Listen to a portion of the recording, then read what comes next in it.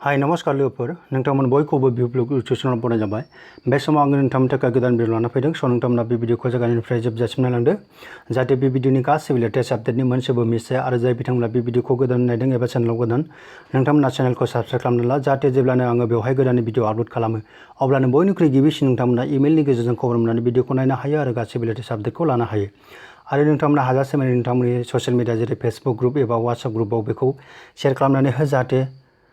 बै मोनसे सुबुंफ्राबो बे भिडिअखौ नायनायनि उनाव गासैबो डिटेल्स आपडेटखौ लानो हायो स लोगोफोर बेवहाय नोंथांमोना आंजों लोगोसे नायफानो हागोन DME रिक्रुटमेन्ट 2020 जे बेवहाय DME रिक्रुटमेन्ट 2020 होननानै बुङो जे स्टाफ नार्सनि थाखाय बेवहाय माखासे माने 150 टा पस्ट ओंखारनानै दङ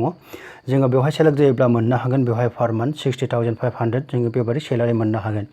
स बिदिनि सिङाव जों गासैबो डिटेल्स बाथ्राखौ सावरायनानै नोंथांमोना बिनि थाखायनो आंजों लोगोसे भिडिअखौ लासै लासैनो लांफानो हागोन जे जोङो बेवहाय नुनो मोनदों जे DME रिक्रुटमेन्ट 2020 स्टाफ नार्स 150 नि थाखाय बेवहाय जे भेकेन्ट दङ 150 पस्टनि थाखाय जे गोसो गुदुं सुबुंफोरनिफ्राय बेवहाय एप्लिकेसन इनभाइटेसन खालामनायखौ जोङो बेवहाय नुनो मोनदों जे जोङो बेवहाय नायोब्ला नुनो मोनदों जे बेवहाय नेम अफ द पस्टआ जाहैबाय स्टाफ नार्स जोङो अलरेडि नुखाबाय जे बेवहाय गासै पस्ट दङ 150 ER नि थाखाय 61 OBC आरो MOBC नि थाखाय 40 आरो SC नि थाखाय 11 STP नि थाखाय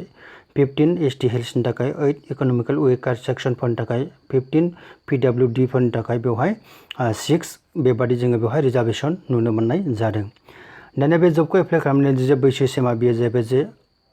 18 बोसोरनि उन्दैसिन जानो मोननाय नङा आरो 38 बोसोर बैसोनि बांसिन जानो मोननाय नङा नाथाय जोङो माखासे गभर्नमेन्ट रुल्स बादि जोङो मोनथिखागौ जे बेवहाय ST आरो SC फोरनि थाखाय बेवहाय माखासे माने रिलेक्सेसन दङ आरो OBC फोरनि थाखाय बेयाव माखासे माने रिलेक्सेसन थायो जेरै 5 इयार्स आरो 3 इयार्स जों बेखौ अलरेडि मोनथिखागौ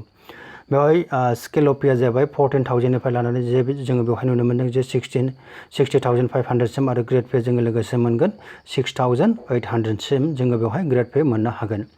दानि बे जबखौ एप्लाइ खालामनो थाखाय मा क्वालिफिकेसन जोंनो नांगोन जे BSc नार्सिं होननानै बुंदों GNM course pass from any nursing स्कुलफोरनिफ्राय जिखुनु जा माने नार्सिं स्कुल जे इन्स्टिट्यूशन जे रिकगनाइज बेबादिनिफ्राय जाय बिथांमोना माने पास खालामनानै दं बिथांमोनानो बेवहाय एप्लाइ खालामनो हायो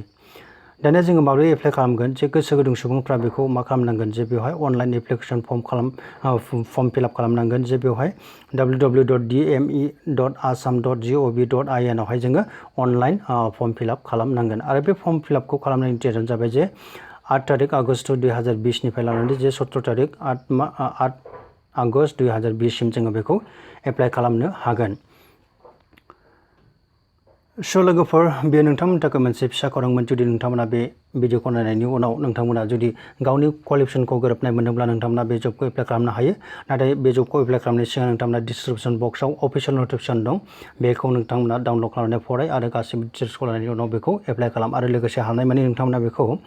नोंथांमोननि लोगोफोरनो बेखौ शेयार खालामनो हायो जाहाथे बै मोनसे सुबुंफ्राबो बेखौ मिन्थिनानै एप्लाइ खालामनो हायो आरो सेलेक्ट जानो हानायनि चान्सखौ मोननो हायो स लोगोफोर जुदि नोंथांमोना बे भिडिअखौ नायनानै मोजां मोनोब्ला लाइक खालामदो भिडिअखौ कमेन्ट खालामदो so thank you for watching this video bye bye